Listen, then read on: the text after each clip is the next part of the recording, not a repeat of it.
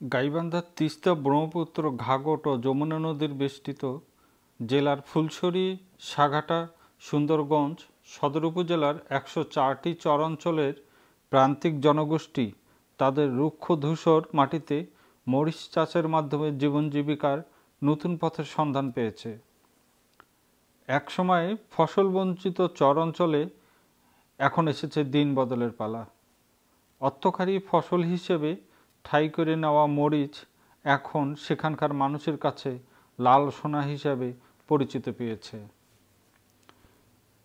কৃষি বিভাগ কর্মীদের সঙ্গে কথা বলে জানা গেছে, চলতি বছর গাইবান্ধা জেলার ২২টি চর ইউনিয়নের শতাধিক চরের প্রায় ২,০০০ হেক্টর জমিতে মরিচ চাষ হয়েছে। আমি কৃষিকাজ করি। মরিচ ৫০ শতকের মধ্যে ৪৫,০০০ টাকা বিক্রি হয়েছে আর কি।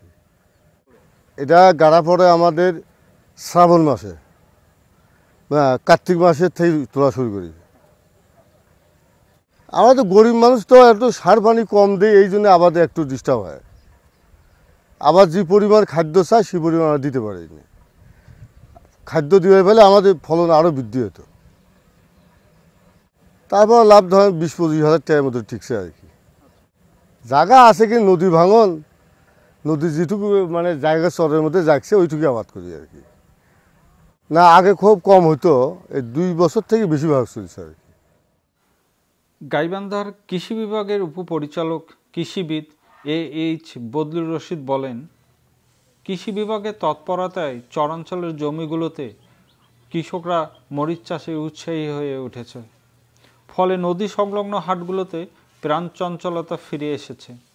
তাই হাটগুলো এখন সারা বছর কাঁচা, পাকা এবং শুকনা মরিচের ব্যবসা জমিয়ে উঠেছে। তিনি আরও বলেন, কম খরচ ও শ্রমে অধিক লাভবান হওয়ায় জেলার ১২২টি চরের মানুষের কাছে মরিচ একটি লাভজনক ফসল হিসেবে জনপ্রিয় হয়ে উঠেছে। আমার জমি নদী ভাঙিয়ে বিলীন হয়ে গেছে, দিয়ে কোনো রকম খরচা বাচ্চা ঠিকঠাক করে নিয়ে আসি, আবাদ করি খাচ্ছি। তো এইবার আমি কাঁচা মরচি আমি ১২০০ টাকা, ১৪০০ টাকা, ১৫০০ টাকা, ১৬০০ টাকা মন পর্যন্ত আমি পাচ্ছি। তারপরে দাম কমে গেল, আমি আর বেচলাম না। তারপরে এই মরিচগুলো আমি সব পাকাইলাম, শুকাইলাম। আমাদের মধ্যে মনে কর সারটা ভালো, এত দাম না হয়, সারের দামটা অতিরিক্ত আমাদের কাছে বেশি মনে হয়। যেহেতু আমাদের তেল সারের দাম বেশি, সরকার কিছু একটু সাহায্য করলে আমি আরও বেশি উৎপাদন করতে পারবো আর কি।